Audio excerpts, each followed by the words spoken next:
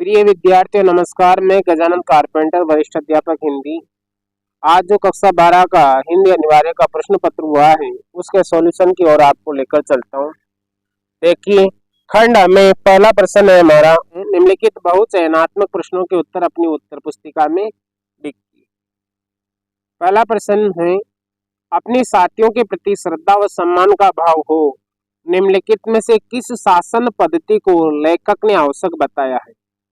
विकल्प अ है जीवन, विकल्प ब है लोकतंत्र को, विकल्प स है व्यवहार को, विकल्प द है परिवार को। इसमें हमारा जो सही उत्तर होगा वो होगा लोकतंत्र को। जो हमारा सही उत्तर होगा वो होगा ब, लोकतंत्र को।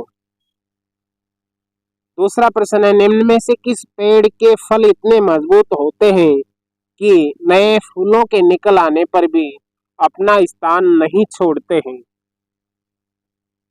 वो कौन सा पेड़ है जिसके फल इतने मजबूत होते हैं कि नए फूलों के निकल आने पर भी अपना स्थान नहीं छोड़ते हैं? और इसके विकल्प हैं हमारे पास अ में शीरीष, ब अशोक, स अरिष्ट और द पुन्नाग। तो हमारा जो सही उत्तर होगा वो है यहाँ पर शीरीष। शीरीष जो पेड़ है उसके फल इतने मजबूत होते हैं कि जब तक नए फूल नहीं आ जाते तब तक वो फल अपना स्थान नहीं छोड़ते हैं। प्रश्न नंबर 3 है, बाणभट्ट की आत्मकथा उपन्यास के लेखक हैं। बाणभट्ट की आत्मकथा उपन्यास के लेखक है। देखो, बाणभट्ट की आत्मकथा नाम है इसका, आत्मकथा नहीं बल्कि क्या है, उपन्यास है। और इसके लेखक है हजारी प्रसाद द्विवेदी। हजारी प्रसाद द्विवेदी। हजारी प्रसाद द्विवेदी बहुत बड़े आलोचक हमारे हिंदी साहित्य के हुए हैं। आलोचक, समीक्षक, उपन्यासकार, निबंधकार रहे हैं। और इनका ये प्रसिद्ध उपन्यास है बाणभट्ट की आत्मकथा, हजारी प्रसाद द्विवेदी। प्रश्न संख्या 4 देखिए, खेत में पैदा होने वाला अन्न कुछ समय पश्चात समाप्त हो जाता है, किंतु निम्नलिखित में से जो रस कवि के अनुसार कभी चुकता नहीं है। अर्थात यहाँ पर कहा गया है कि खेत में पैदा होने वाला अन्न कुछ समय बाद समाप्त हो जाता है, किंतु निम्नलिखित में से इन 4 विकल्पों में से जो रस कवि के अनुसार कभी समाप्त नहीं होता, ऐसा वो कौन सा रस है जो कभी समाप्त नहीं होता है?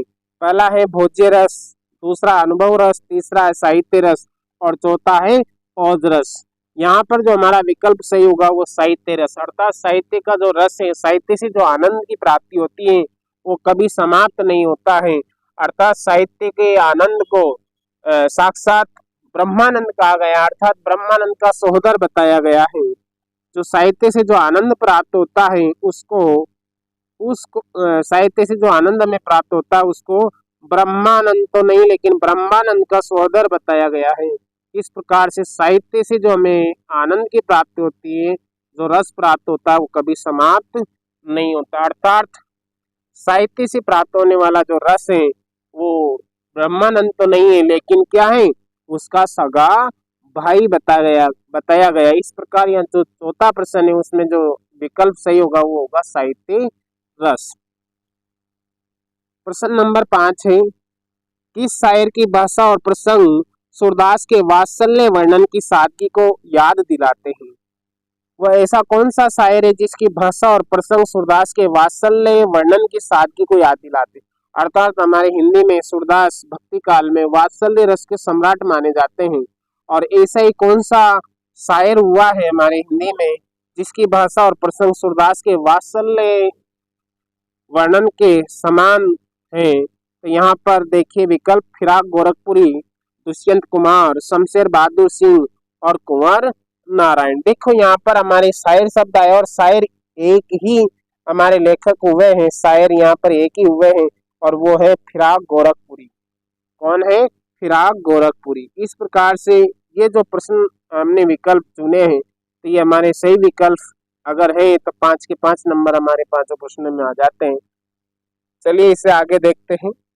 प्रश्न नंबर 6 देखते हैं, कवि गोस्वामी तुलसीदास के हृदय में निम्नलिखित में से किस समय करुण रस के बीच वीर रस के उदय के रूप की अनुभूति प्रदर्शित होती है?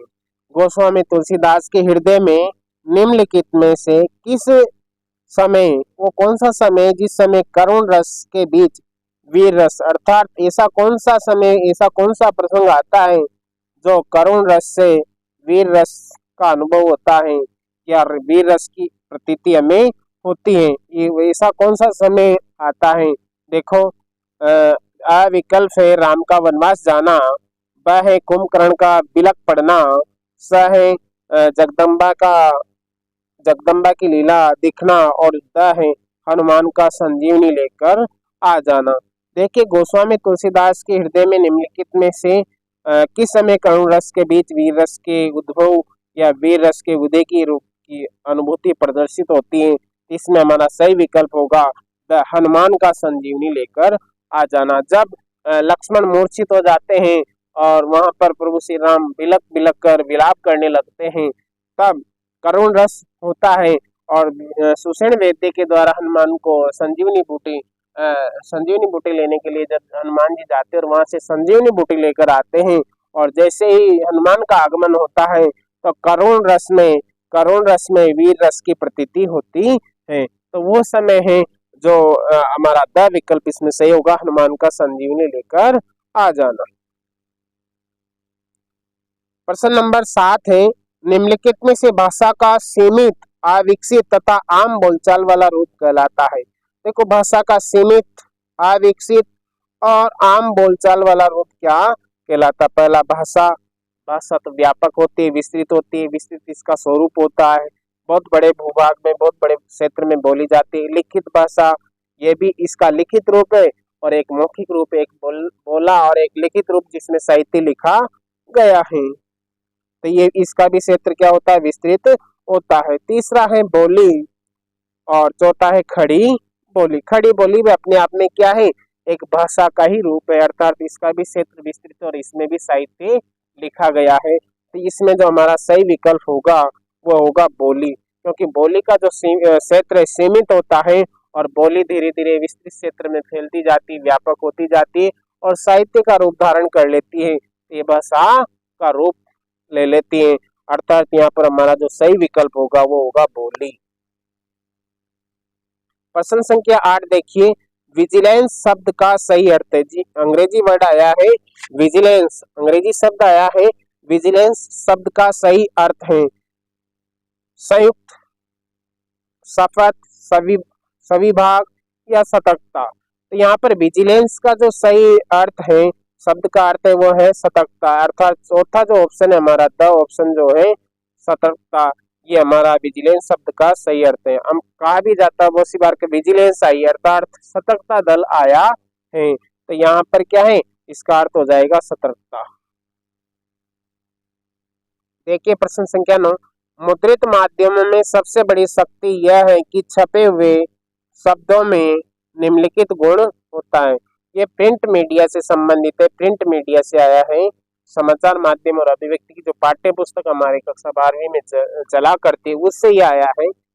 तो प्रिंट मीडिया अर्थात मुद्रित माध्यमों में सबसे बड़ी शक्ति क्या होती है, कौन सा गुण होता है, इन 4 विकल्पों में हमें देखना है। देखो, पहला विकल्प है स्फूर्ति, दूसरा है असुरक्षा और तीसरा है स्थायित्व और चौथा है बाध्यता। इस प्रकार से यहाँ पर जो है मुद्रित माध्यम में सबसे बड़ी शक्ति ये होती है कि ये स्थायित्व होता है, इसमें स्थायित्व होता है, सविकल्प हमारा यहाँ पर सही है, स्थायित्व सविकल्प हमारा प्रश्न संख्या 9 में सही है, क्योंकि लिखा हुआ प्रिंट मीडिया समाचार पत्र स्थायित्व होता है, स्थायी होता है, हम इसको संभाल कर रख सकते हैं, स्थायी रख सकते हैं। तो यहाँ पर जो विकल्प सही होगा वो क्या होगा, स्थायित्व। मान लो कि हमारा अखबार में कोई लेख आ जाता है या कोई फोटो आ जाती है, तो प्रिंट मीडिया है अर्थात मुद्रित, अगर कोई समाचार पत्र में कोई फोटो आ जाती है तो उसको हम सहज कर संभाल कर रख सकते हैं। तो ये इसमें गुण होता है प्रिंट मीडिया में स्थायित्व का। प्रश्न संख्या 10 देखिए, रेडियो पत्रकारों को निम्नलिखित में से किसका पूरा ध्यान रखना होता। अपने पाठकों का, देखो रेडियो में पढ़ना नहीं होता, अपने दर्शकों का देखना नहीं होता है, अपने श्रोताओं का, अर्थात रेडियो पत्रकारिता में सबसे ज्यादा अपने श्रोताओं का ध्यान रखना होता है। अर्थात इसमें जो विकल्प सही होगा वो क्या होगा, वह विकल्प सही होगा, प्रश्न नंबर 11 है, निम्नलिखित में से जो आत्मकथात्मक उपन्यास गाथा निश्चय ही किशोर होते विद्यार्थियों के लिए हम कदम बन सकती हैं, वो आत्मकथात्मक उपन्यास गाथा निश्चय ही किशोर होते विद्यार्थियों के लिए हम कदम बन सकती हैं। तो वह देखिए विकल्प यहाँ पर जुलूस, सिल्वर वेल्डिंग, अतीत में दबे पांव और जूझ। यहाँ पर होगा जूझ। जूझ जो आनंद यादव की रचना है, जूझ आनंद यादव, इसका सही विकल्प होगा जूझ। 12वां प्रश्न है, निम्नलिखित में से दबे स्वर में किसने पूछा मेहमान गए क्या? निम्नलिखित में से दबे पांव किसने पूछा मेहमान गए के? बीवी बच्चों ने, यशोधर बाबू की पत्नी ने, यशोधर बाबू ने या रिश्तेदार ने? तो यहाँ पर जो दबे स्वर में पूछा है वो बाबू ने, यशोधर बाबू ने अपनी पत्नी से पूछा कि गए मेहमान गए क्या या गए क्या, अर्थात वो गए हो तो मैं अपना पूजा पाठ शुरू करूं। तो यहाँ पर जो है दबे स्वर में यशोधर बाबू ने अपनी पत्नी से पूछा। अब देखिए इससे आगे हम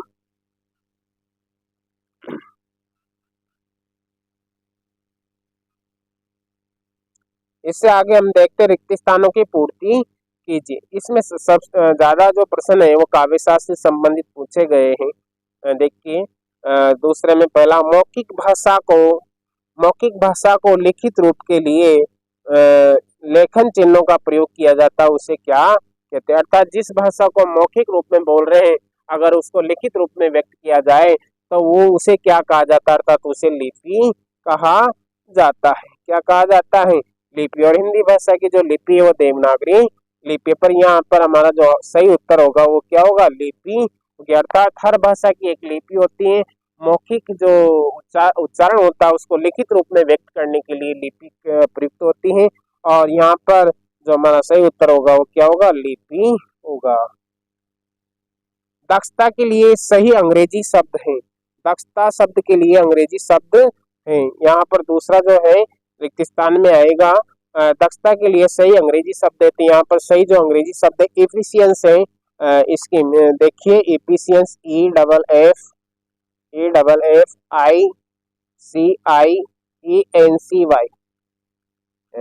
देखिए आप दक्षता के लिए जो सही अंग्रेजी शब्द है वो है एफिशिएंस, EFFICIENCY, एफिशिएंस। यहाँ पर जो दक्षता के लिए अंग्रेजी शब्द है वो है एफिशिएंसी, EFFICIENCY, एफिशिएंसी, दक्षता। आगे देखिए, नक्षत्र हवा से बातें कर रहा है, वाक्य में रिक्त स्थान शब्द शक्ति है, वाक्य में शब्द शक्ति है। नक्षत्र हवा से बातें कर रहा है, जैसे उदाहरण हम देखें, जैसे रमेश वॉलीबॉल खेलते हुए या क्रिकेट खेलते हुए हवा में बातें कर रहा है।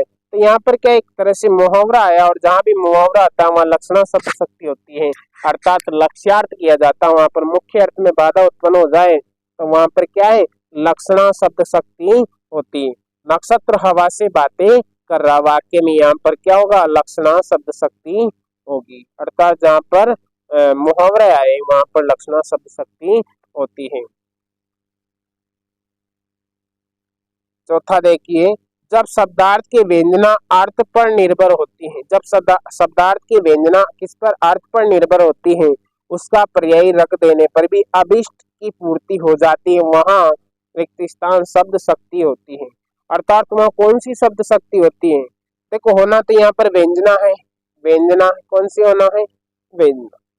जब शब्दार्थ की व्यंजना अर्थ पर निर्भर होती है अर्थात व्यंजना शब्द शक्ति होना, व्यंजना में कौन सी होनी है? कि उसका पर्यायवाची रख देने पर भी अभिष्ट, यानी पर्यायवाची शब्द रख दिया जाए तो भी उस अर्थ की पूर्ति हो जाती है, अभिष्ट की पूर्ति हो जाती है। तो वहाँ आर्थी व्यंजना शब्द शक्ति होती है। कौन सी होती है? आर्थी व्यंजना। ये दो प्रकार की शाब्दी और आर्थी, यहाँ पर आर्थी व्यंजना शब्द शक्ति होती है। चौथे में आएगा आर्थी व्यंजना शब्द शक्ति। अगर जिसने भी आर्थी व्यंजना किया है या व्यंजना भी किया है आर्थी व्यंजना नहीं, व्यंजना भी अगर लिखा है तो उसका भी लगभग सही है, और आर्थी व्यंजना लिखा है तो ये सटीक उत्तर है। पांचवा प्रश्न है, जहां वास्तविक विरोध न होते हुए भी विरोध का आभास, जहां विरोध नहीं है परंतु विरोध का आभास होता है, वहां कौन सा अलंकार होता है? वहां विरोधाभास अलंकार होता है। जहां विरोध तो नहीं है वास्तविक रूप में पर ऐसा प्रतीत होता है तो वहां पर विरोधाभास अलंकार होता है। प्रश्न नंबर 6 है, भगवान भागे भागे दुख जनता देश की फूले फले, इस पंक्ति में निहित अलंकार है। देखो भ भ वर्ण की आवर्ती हुई, भ भ यहाँ पर 2 बार आया और फ वर्ण भी 2 बार आया, अर्थात यहाँ पर अनुप्रास अलंकार है। कौन सा है? अनुप्रास। और अनुप्रास में भी यहाँ पर 6 का अनुप्रास है क्योंकि एक वर्ण की आवर्ती 2 बार हुई, अर्थात जिसने लिखा है 6 का अनुप्रास, जिसने 6 का अनुप्रास लिखा है उसके सटीक आंसर है, और जिसने अनुप्रास भी लिखा है तो उसका भी सही जवाब है। इस प्रकार से 12 और 12 प्लस 6 प्रश्नों का उत्तर जिसने इस आधार पर दिया है उनके पूरे के पूरे 18 नंबर आएंगे, पूरे के पूरे 18 नंबर आने की संभावना है। आगे देखिए प्रश्न संख्या 3, और यहाँ पर अपठित गद्यांश को ध्यान पूर्वक पढ़कर दिए गए सभी प्रश्नों के उत्तर अपनी उत्तर पुस्तिका में लिखिए। 6 नंबर का देखिए, इसमें करना कुछ नहीं है, इसमें से इसी में से हमें जवाब ढूंढने हैं। पहले हम गद्यांश को पढ़ते हैं। व्यक्ति को अपने जीवन में नाना प्रकार के लक्ष्य निर्धारित करने की अपेक्षा किसी एक उत्तम लक्ष्य को ही निश्चित करना चाहिए। अलग अलग लक्ष्य निर्धारित करने की अपेक्षा किसी एक लक्ष्य को निश्चित करना चाहिए, और जो व्यक्ति कई उद्देश्यों की पूर्ति का ख्वाब छोड़कर अर्जुन की तरह एक ही लक्ष्य को निश्चित कर लेता है, चिड़िया की आंख मानकर उस पर अपना सारा ध्यान केंद्रित करता है, निश्चय ही सफलता उसके चरणों को चूमती है। एक ही साथ 2 पेड़ों पर सवार होने वाले का फिसल कर नीचे गिरना निश्चित है। किसी पेड़ के तने, डालियों, पत्तों, फूलों की अलग अलग सेवा करने वाले को फलों से वंचित ही रहना पड़ेगा, जबकि वह यदि मूल जड़ को ही सींचे तो उसे फल की प्राप्ति होनी है। अतः व्यक्ति को एक ही उद्देश्य की प्राप्ति हेतु प्रयत्न करना चाहिए। देखिए इसके प्रश्न देखते हैं। व्यक्ति को अपने जीवन में सफल होने के लिए क्या निश्चित करना चाहिए? देखो हमने यहाँ पर पढ़ा है कि व्यक्ति को अपने जीवन में नाना प्रकार के लक्ष्य निर्धारित करने की अपेक्षा क्या करना चाहिए? एक उत्तम लक्ष्य को ही निश्चित करना चाहिए, अर्थात एक ही लक्ष्य को साधना चाहिए। यहाँ जो सही जवाब होगा, व्यक्ति को अपने जीवन में सफल होने के लिए एक लक्ष्य निश्चित करना चाहिए, एक उद्देश्य निश्चित करना चाहिए जिस पर उसे काम करना चाहिए। दूसरा प्रश्न है, नयन शब्द का पर्यायवाची शब्द गद्यांश में से छांटकर लिखिए। नयन, और नयन का जो पर्यायवाची शब्द यहाँ पर है चिड़िया की आंख, अर्थात यहाँ पर नयन का जो है वो होगा आंख। क्या होगा? पर्यायवाची आंख, आंख पर्यायवाची होगा। फल की प्राप्ति किसको सींचने से होती है? जड़ या मूल को। हमने गद्यांश में पढ़ा है जड़ या मूल को सींचने से फल की प्राप्ति होती है। फल पत्तियों को या तनों को सींचने से, शाखाओं को सींचने से फल की प्राप्ति नहीं होती, अर्थात मूल या जड़ को सींचने से हमें फल की प्राप्ति होती है। इस गद्यांश में छांटकर उपेक्षा शब्द का विपरीतार्थ लिखिए। उपेक्षा, और उपेक्षा का जो विलोम है विपरीतार्थक शब्द होगा वो क्या होगा? अपेक्षा। क्या हो जाएगा? अपेक्षा, जो हमारे गद्यांश में आया है अपेक्षा। चिड़िया की आंख में निहित प्रतीकात्मक अर्थ लिखिए। चिड़िया की आंख में निहित प्रतीक किसके लिए आया है? इसका प्रतीकात्मक अर्थ क्या है? तो यहाँ पर देखिए कि चिड़िया की आंख का मतलब है एक लक्ष्य, एक उद्देश्य पर काम करना। चिड़िया की आंख में निहित जो प्रतीकार्थ है, एक एकाग्र होकर एक लक्ष्य पर काम करना, एकाग्र होकर एक लक्ष्य पर, एक उद्देश्य पर काम करना, अर्थात एक उद्देश्य को लेकर काम करना, एक उद्देश्य को लेकर, एक उद्देश्य पर एकाग्र होकर या ध्यान से काम करना, एकाग्र चित्त होकर काम करना, या एक लक्ष्य को एकाग्र चित्त होकर पाना। उपर्युक्त गद्यांश का उपयुक्त शीर्षक लिखिए। यहाँ पर जो उपयुक्त गद्यांश का जो शीर्षक है वो होगा हमें उद्देश्य का निर्धारण, एक निश्चित उद्देश्य का निर्धारण करना, निर्धारण है ना। एक निश्चित उद्देश्य का क्या करना, एक लक्ष्य का निर्धारण करना, एक लक्ष्य का निर्धारण करना, एक लक्ष्य का निर्धारण करना, एक निश्चित उद्देश्य का एक निश्चित उद्देश्य का निर्धारण करना, ये यहाँ पर शीर्षक है। इस प्रकार से 6 प्रश्नों के उत्तर जिन्होंने भी इस प्रकार से दिए उनके पूरे के पूरे 6 अंक आने की संभावना है। आगे चलते हैं प्रश्न संख्या 4 पर।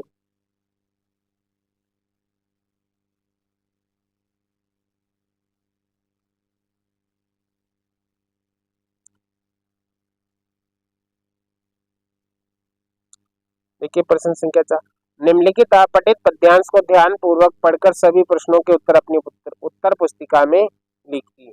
देखो पद्यांश पढ़ते, अपने नहीं अभाव मिटा पाया जीवन भर, पर औरों के सभी अभाव मिटा, औरों के सभी अभाव मिटा सकता हूँ।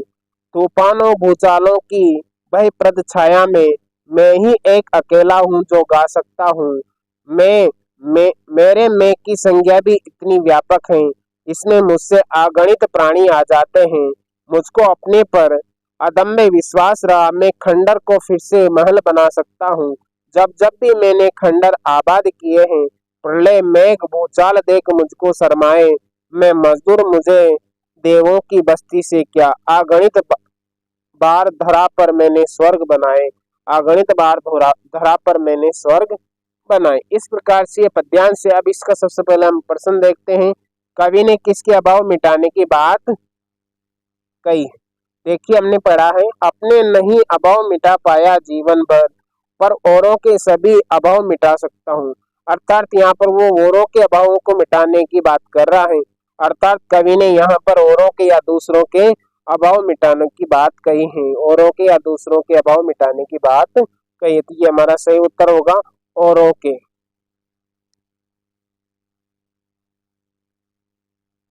देखिए अगला प्रश्न, जीवन में कवि ने खंडर से महल बनाने तो किसकी आवश्यकता पर बल दिया। देखिए, मुझको अपने पर अदम्य विश्वास रहा, मैं खंडर को फिर से महल बना सकता हूँ। अर्थात यहाँ पर दूसरे का जो उत्तर होगा अदम्य विश्वास, अदम्य विश्वास। जीवन में कवि ने खंडर से महल बनाने तो किसकी आवश्यकता पर बल दिया, अदम्य विश्वास पर बल दिया। अर्थात अदम्य विश्वास, अदम्य साहस अगर होगा तब मैं जीवन को खंडर से फिर महल बना सकता हूँ। प्रश्न नंबर 3, अदम्य व्यक्ति को देखकर कौन कौन शर्माते हैं। अदम्य व्यक्ति को यानी जो साहसी मनुष्य हैं उसे देखकर कौन कौन से व्यक्ति शर्माते हैं। देखिए आप, अदम्य व्यक्ति को देखकर कौन कौन शर्माते हैं। प्रलय मेघ भूचाल देख मुझको शर्माए। अर्थात यहाँ पर प्रलय, मेघ और भूचाल ये सब साहसी व्यक्ति को, अदम्य विश्वसनीय व्यक्ति को देखकर घबराते हैं। अर्थात यहाँ पर ये तीनों जिसने लिखा है उसका सही आंसर है प्रलय मेघ भूचाल देखकर, अदम्य व्यक्ति को देखकर ये शर्माते हैं। जीवन में सुधार हेतु किसका महत्व अधिक बताया है। जीवन में सुधार हेतु किसका महत्व अधिक बताया है।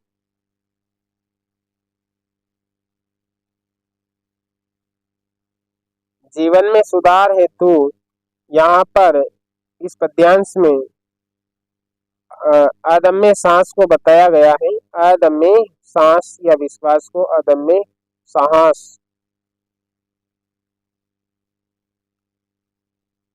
सुधार हेतु अदम्य साहस को बताया गया है। साहस, वीरता। कवि ने अपने आप को क्या मानकर धरती पर स्वर्ग बनाने की बात कही। कवि ने अपने आप को मैं मजदूर, मुझे देवों की बस्ती से क्या, अगणित बार धरा पर मैंने स्वर्ग बनाए। अर्थात मैं संज्ञा की बात यहाँ पर की गई है। मैं संज्ञा भी इतनी व्यापक, अर्थात मैं या मजदूर, मैं या मजदूर। कवि ने अपने आप को में मजदूर मानकर धरती पर स्वर्ग बनाने की बात कही है, तो यहाँ पर आ जाएगा मजदूर में मजदूर। छठा प्रश्न है, बादल का पर्याय इस पद्यांश में से छाट कर लिखिए। देखो हमने यहाँ पर पढ़ा था प्रलय मेघ भूचाल, तो यहाँ पर बादल का जो पर्यायवाची शब्द है पद्यांश में से छाट कर लिखना था, वो क्या हो जाएगा, मेघ। इस प्रकार से 6 के 6 प्रश्नों के जवाब हमने यहाँ पर समझे हैं, चर्चा की है, और जिसने भी ऐसा किया उसके पूरे के पूरे 6 नंबर आने की पूरी पूरी संभावना है। अब इससे आगे देखते हैं अगला प्रश्न, हम पांचवा प्रश्न देखते हैं, पत्रकार कितने प्रकार के होते हैं, प्रकार लिख के उनकी परिभाषा भी दीजिए। 40 शब्दों में यहाँ पर उत्तर देना है कि पत्रकार कितने प्रकार के होते हैं। जी हाँ, पत्रकार 3 प्रकार के होते हैं। कितने प्रकार के होते हैं पत्रकार, 3 प्रकार के यहाँ पर होते हैं। पत्रकार 3 प्रकार के होते हैं। कौन कौन से होते हैं, एक तो होता है पूर्णकालिक पत्रकार, पूर्णकालिक पत्रकार, एक तो होता है पूर्णकालिक पत्रकार,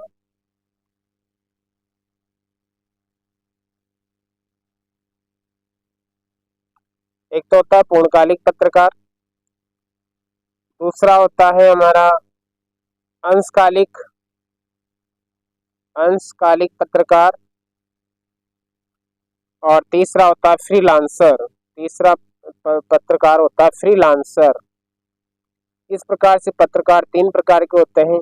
अब इनकी परिभाषा देनी, पूर्णकालिक पत्रकार जो होता है, पूर्णकालिक जो पत्रकार होता है, पूर्णकालिक ये किसी संस्था में स्थायी होता है, पत्रकारिता का स्थायी काम करता है, किसी संस्था में पूर्ण समय ये पत्रकारिता को देता है, ये पूर्णकालिक पत्रकार कहलाता है। दूसरा होता है अंशकालिक, जो कुछ समय के लिए महीने 6 महीने के लिए काम करता है, अंशकालिक यानी कुछ समय के लिए, तो ये अंशकालिक पत्रकार होता है, और ये इस पत्रकारिता के साथ साथ अन्य कार्य भी करता है, ये संस्था में स्थायी नहीं होता है, इसलिए इसे अंशकालिक पत्रकार कहते हैं। और तीसरा होता है फ्रीलांसर। फ्रीलांसर होता